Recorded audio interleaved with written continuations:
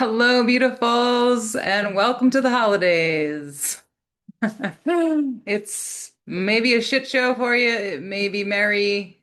The point is, it's a day. It's a day in December.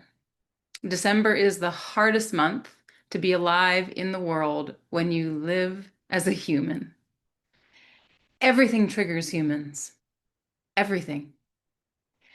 I don't even have to explain why. You already know. Because you are human. And if you have the distinct pleasure of just so happening to be a human who is either one, trying desperately to change the toxic patterns in your life, or two, working one, just one, let alone those of us working three, four, five programs, processes, healing methodologies to heal, please know you are never alone, literally and figuratively. Life is hard. Scratch that. Life is fucking hard. Life without substances is harder. Life without abusing people and relationships is harder. Life without being able to eat the food that everyone else eats is harder. Life without being capable of earning a sustainable living is harder. Life without contact from the people who you expected to be loving towards you and guide you is harder. Life accepting yourself and everyone else as they are is harder. Life with the expectation of, I have to have the best job, be married with children, live in my dream home, travel to beautiful islands for my holidays, pay for therapy, life coaching, holistic healing practitioners, have a phone, a Wi-Fi signal, buy organic, buy non-toxic food, cook my own food to save the $3 bajillion it costs to eat a fucking burrito with guac at Chipotle, shower daily, get a regular massage, feel good in my skin, wear clothing that doesn't have holes in it or make me look completely like not myself or that I don't feel good in, clean my house, brush and floss, make my bed, do my assignments for school, raise my children by listening to their feelings instead of needing them to just put your shoes on for one day of the week so we can get out the door, go to work every day, leave work and not bring it home, let go, let it go of all the shitty people who said shitty things to me today and last week and last month and last year and my entire life. Turn the video off when our president is shaming, insulting, and degrading yet another human being who has to do all this other stuff every day and is actually thinking about one other person other than themselves, let alone a whole entire family, not being sucked in to instantaneous dopamine hits that make us have a little bit of pleasure in all this misery. Meditate, get enough sleep, turn the screens off, read something joyful. Kiss and hug yourself or a partner because you know we need 8 a day. Have a partner at all. Live life without a partner. Live with any grief in all its multitudinous forms. You guessed it. What is it? Harder. It is harder. Now, let's just say, for argument's sake, that you also do any two, not just one, but any two, only two of the aforementioned items. This makes the hard expo fucking nential. You can go back and listen to this again. If you are ever thinking that you are not doing enough, please come back here and listen to that list. Only two of those makes life exponentially harder. You do all of them. Okay, how many do you do? I'm gonna post the list of all of that in the description of this and also in this post after this. So you can just, if you never feel like, oh my God, I can't do it all. No wonder. Okay? No fucking wonder. And we wonder why we have an emotional and spiritual epidemic worldwide, let alone in America. I'd like you to reflect on if you heard me say spiritual connection or higher power or God in any of the aforementioned items. You know why? Because we have no time. We have had to live life on life's terms, and life's terms got unmanageable, period. Sometime around 1955, I would imagine. I don't actually believe there's any person on this planet for whom life is actually manageable, except those with a higher power. I'm coming at you today because this is a tragedy, emotional and spiritual epidemic in this country, not a mental health crisis, emotional and spiritual. Who doesn't have to do all these things? Monks come to mind. Monks are the only people, some of the only people that I have ever lived with or met who don't have this like laundry list. You know why? Because they live in conscious awareness of their powerlessness, the futility of worry and suffering about the pain that is inevitable in life, right? Pain is inevitable, suffering is not. Eh. But they also pay no mind to the bullshit list. This is what mindfulness is, right? This is the origin of it. So this is the only way to avoid the pain and the suffering that comes from not the pain is inevitable, right? The suffering that comes from having to do all these things and giving so much of a fuck about everyone else and all the other things, right? The 10,000 things, like Lao Tzu says, that we're miserable. The only way is a spiritual path, and the only way to get to that spiritual path is to recognize our emotions around it, to feel them, and that is what sets us free. Sounds simple, right? Easy does it. No, it is simple, it is not easy. So, where do you fit in the time to feel if you have that whole list to do? And they're non-negotiables, right? We can't not have the things in our life that keep the life that we want to have. It's a catch-22.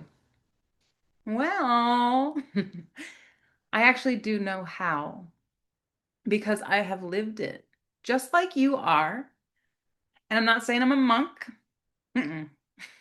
I have lived in a monastery. I have been amongst monks. I have lived that life, and I know what it feels like to not have all of that stuff, the heavy baggage weighing me down. And I tell you, I will tell you till I'm blue in the face, and I will never stop saying it. It is bliss.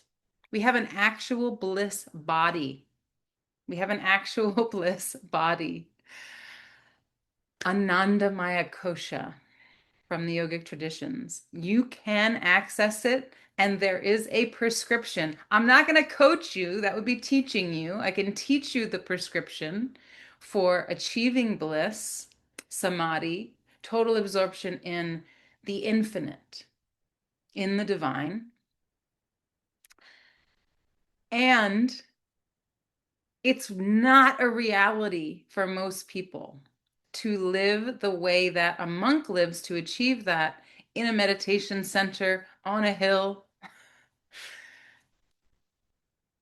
And it is also completely accessible and possible for you. I wholeheartedly not only believe that, but I know it. So, how do we turn that impossibility into a reality? In this space, we accept the all, we accept everything that is the Maya, we accept ourselves as we are, and we do only what we can. Not what we are capable of, but what we have the capacity for each day, each moment, one step at a time. That's it. Easy peasy, right? No. But if that alone, if just acknowledging yourself and accepting all that is, all that's on your plate, and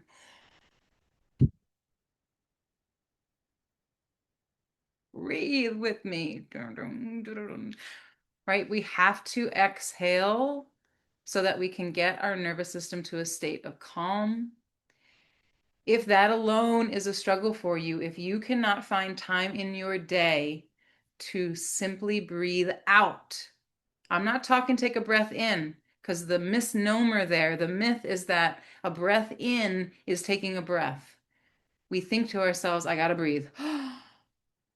Let me just let it go. No, stop doing that. Breathe out as if you were breathing in. It is a complete myth that taking a breath needs to be a breath in. We have completely negated the breathe out part. We need to exhale. So let's exhale together. I'm going to teach you a bit of Kapalbhati, the breath of fire, because it stimulates the out breath.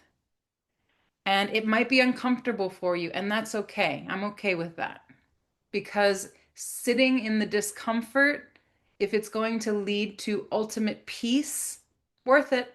Yeah. And I want you to have that.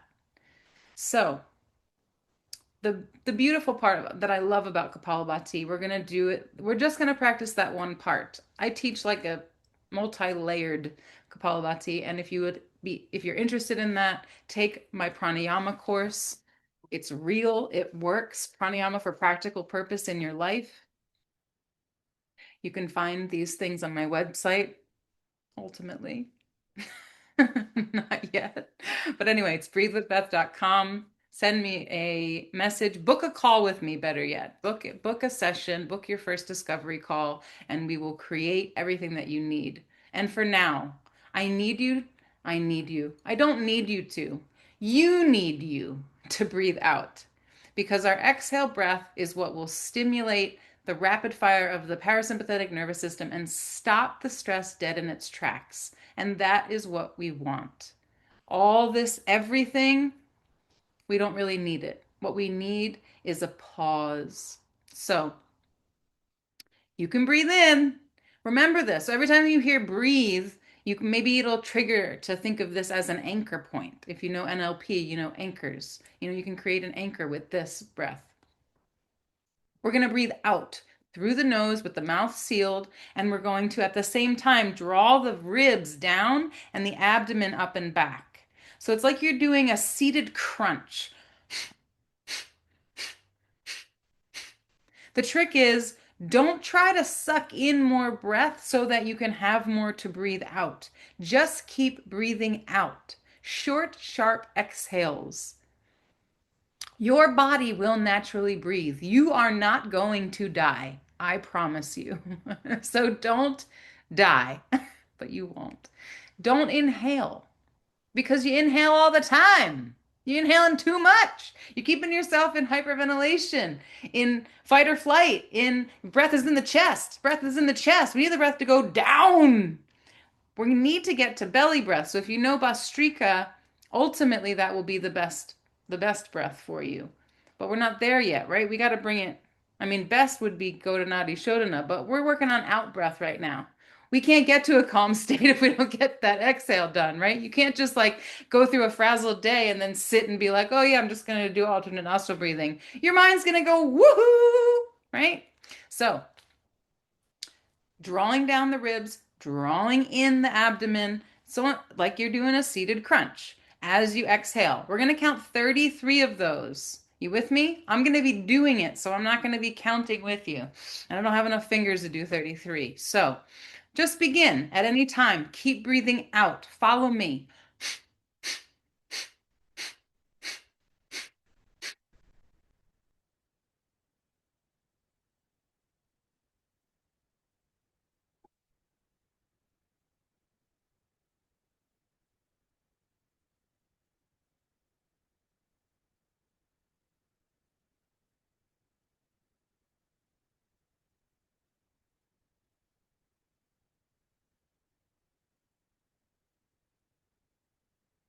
Maybe that's 33. Who knows? Take an inhale breath as if you wouldn't. And then breathe out all the way, all the breath that you can possibly breathe out. And then I want you to hold that breath at the bottom.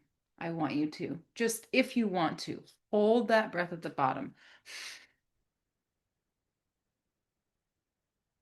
All the breath out, all the breath out. Keep breathing it out until you get to the very bottom and then hold.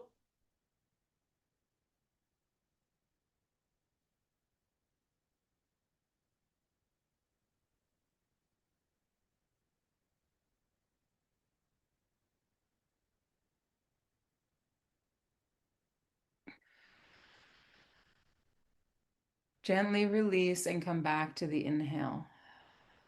And then allow the breath to flow naturally. Notice how you feel. Close your eyes. If you didn't do it with me this time, it's okay. You can come back to this. This is going to be on YouTube today. Now just sit in the sensation of your natural breath flowing in your body. The breath coming in. Notice when you've reached that max capacity of the in-breath and just hover there for a moment. And then exhale fully. As you exhale, you can again kind of draw your ribs down, your abdomen up and back. Come to the very bottom of that exhale. When you're at the very bottom of that exhale, same as on the inhale, pause there for a moment, just hover in that space. Not forcing. We're never like holding our breath so much that we gasp for air, right? We just hover until we need to inhale. Your body knows that response. It's that save your life response, like when you're drowning. We don't want to get to that point. We want to get before that point when we still feel calm, when pran is not excited, when pran is chill, like the monks, right? Let the body inhale. When the body comes to the top of the inhale, pause, just notice. We're not trying to hold the breath. We're not trying to sip in more breath. No, no, no. We're just pausing. And then we're exhaling when we feel ready, when we need to. And we're exhaling all the breath again. Nose or mouth, doesn't matter. Find your bottom. Hover there. Wait for that sensation that is not forced, that is not extreme, that is a mild.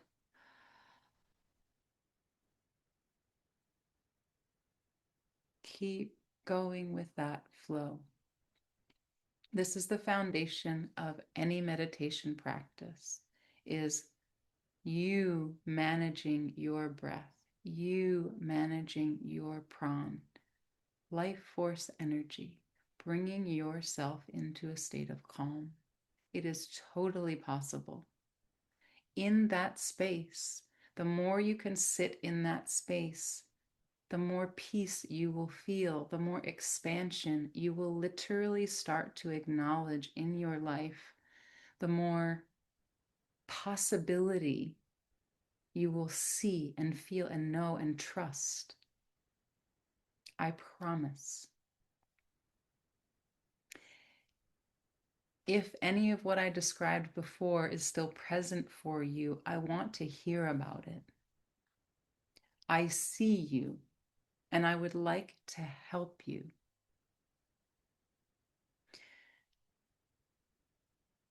Would you like help? If you would, please respond holiday help in the comments or respond help below this video. And what I will do is send you an email. I'll send you a message with an email. You can send me your email, whatever. I'll send you the details on on the message. But I'm going to have a free toxicity leaving time saving workshop in which we are going to rest and we're going to connect with our spirituality, our spirit, whatever you define that as, and our emotions. We're going to get to the bottom of what you are struggling with the most so we can clear up some of the wreckage of what's blocking you from feeling free from all that to do so that you can step into the joy of living your life, knowing that you don't have to figure everything out, that you are divinely guided, supported, and unconditionally loved always. If you have that exponential stress that I was talking about, you belong. And this group will help you so much. I'm going to be hosting a group every week. We're going to deal with topics like toxic habits, toxic people, toxic foods, and addictions. This doesn't mean you have to be an addict. I am, but you don't have to be. We're going to discuss topics that come up as blocks for you, that you struggle to not consistently return to these toxic patterns because you don't know how to break free from them. I do. I know how. We're also going to talk a lot about things that we're grieving in our lives because without actually fully feeling and processing the grief of children we've never had, children we've lost, parents we've lost, former selves that we've lost, inner children that we've never cared for properly, parents that didn't show up for us the way that we needed as loving. This is all part of how we have manifested our own abandonment for ourselves. We have begun to abandon ourselves because the belief system in us was that everyone abandons me and it becomes a self-fulfilling prophecy. We don't have to live in that space. I promise. Healing is possible. I will see you there. Please comment also more than just help. But it is very powerful to cry for help, to ask for help, to get the support that you need and deserve. I'd also love to know what that pranayama, that part of Kapalabhati, did for you. How did you feel? How do you feel now? And how did you feel before? And then the coaching part of it that I can't really do without being one-on-one with you is what action will you take now that you know? So the holistic, somatic, intuitive coaching is more about how that affected you. What did you realize, right? We have these beautiful aha moments. And then when we have that realization, it doesn't mean anything until we put it into action in our lives. So what action will you take? You can use this. This is free coaching. But the thing that you're not getting in a YouTube video is I'm going to hold that space for you and listen to you and acknowledge and reflect back to you what I hear you saying and what I don't hear you saying. And I'm going to ask you, everyone says this, and it's kind of cliche, but all of my clients, oh, that's a good question. So when you normally hear that without being in a coaching container, you go, oh, that's a good question. I need to think about that. No, you don't.